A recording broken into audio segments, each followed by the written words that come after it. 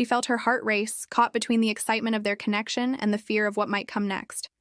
What other secrets did Jake hold? And what did it all mean for their future together? A hidden message. The cafeteria buzzed with noise, as students hunched over their tables, laughing, trading gossip, and indulging in their lunch. Sarah pushed through the throng of students, her heart still racing from her earlier conversation with Jake. The wooden figure had ignited something. Inside her, a sense of wonder tempered by the nagging feeling that their dynamic was shifting in a way she didn't yet understand. "Over here," Jake called out, waving her over to their usual spot near the window. It was a prime location for people watching and catching gossip as it circulated among their peers. She felt a flutter of excitement as she approached him, as she settled into her seat.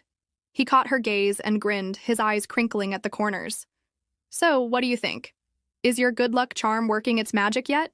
"Not sure," Sarah replied, rolling her eyes but unable to suppress her smile.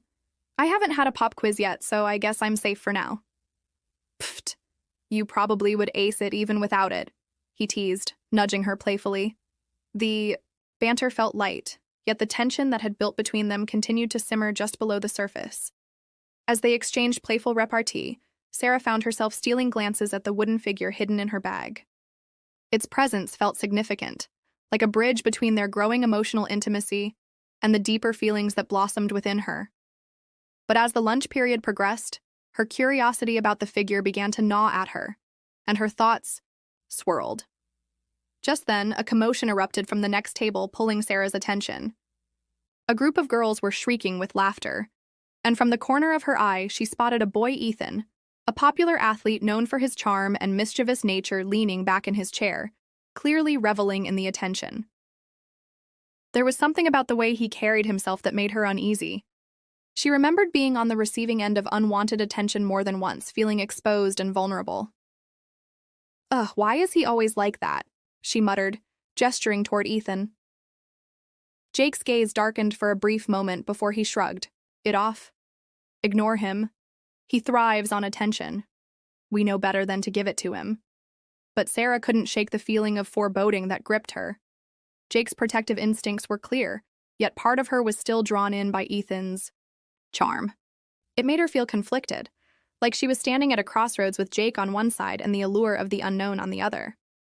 "I just don't get what the allure is," she said, glancing back at Ethan, who was now flexing for a few girls, trying to impress them.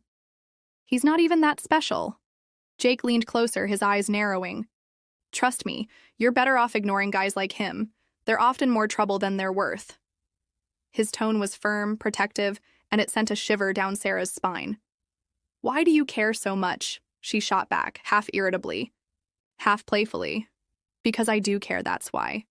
And because you're my sister, in a manner of speaking." Their eyes locked, and for that brief moment, all the noise around them faded away. The air felt electric, charged with an unseen force as they both wrestled silently with unacknowledged feelings. Just then, the lunch bell rang, shattering the moment and bringing her back to the jumble of chatter around them. "Let's get out of here," Jake said, standing up and throwing his backpack over his shoulder. "I need some fresh air."